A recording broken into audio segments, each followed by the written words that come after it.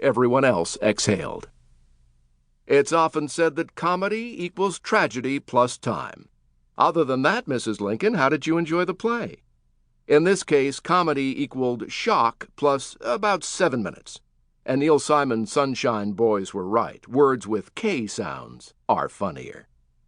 Marie's comment that night brought to mind one of my favorite sayings, the essence of which I'd read years ago in a book by the late philosopher Alan Watts. If you hold your breath, you lose it. I always loved that. It's profound enough to launch a thesis, and simple enough to fill a fortune cookie. And despite Marie's ill-timed fainting and the ensuing commotion, my breathing had remained fairly steady, my focus reasonably clear. To be honest, I reacted less like a television host and more like a dad, as I would when my daughters were small and would skin a knee or fall off a swing. All my attention would turn to them. Same with Marie's sequined swoon.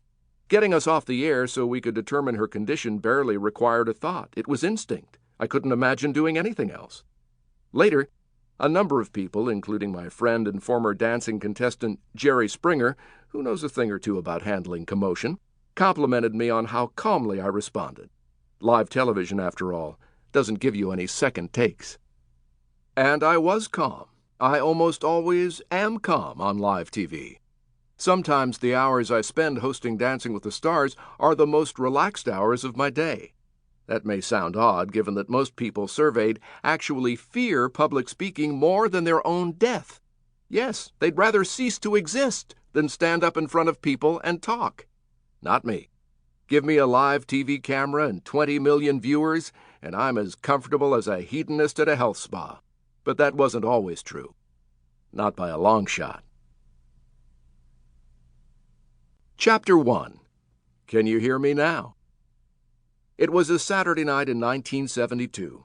I was a 17-year-old high school senior, sitting alone in a dimly lit radio studio in my hometown of Haverhill, Massachusetts. I was barely aware of the music I'd put on the turntable. Other things competed for my attention, most prominently, my nerves. My heart hammered against my ribs. My throat tightened.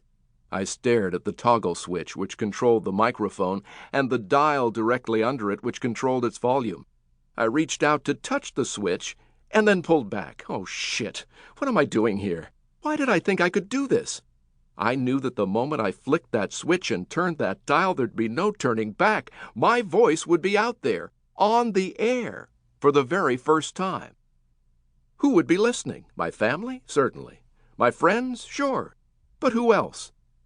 This was a 1,000-watt radio station. It was 6:10 on a Saturday night. Who knew how many others could be out there? Hell, there could be dozens.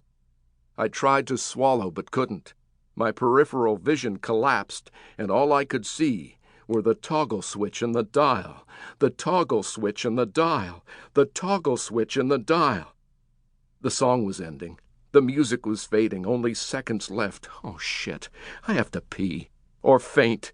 Or both. First I'll faint, then I'll piss myself. Gotta prioritize. No. I had to do it. I could do it. I adjusted my headphones, flicked the switch to the right, and cupped my hand over the dial. The last notes of America's A Horse with No Name gave way to the crackle of the needle bouncing against the album's center. It was now or never. I turned the dial clockwise, took a deep breath, and, for the first time on the radio, said my name. I had officially begun my career as a broadcaster.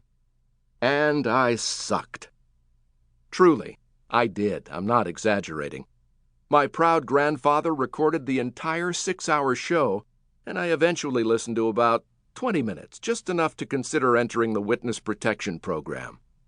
I don't remember where those tapes disappeared to or what exactly I said in those first moments as a broadcaster. I do remember that my tone was akin to a dental patient trying to chat casually while watching the approaching Novocaine shot, or like Barney Fife pretending to be James Bond. I wasn't fooling anyone, with the possible exception of my grandfather. He thought I did great. At least, that's what he told me. Maybe he was just being supportive, a white lie or two for his only grandson. Of course, he'd lived through the Great Depression and World War II. He'd witnessed real...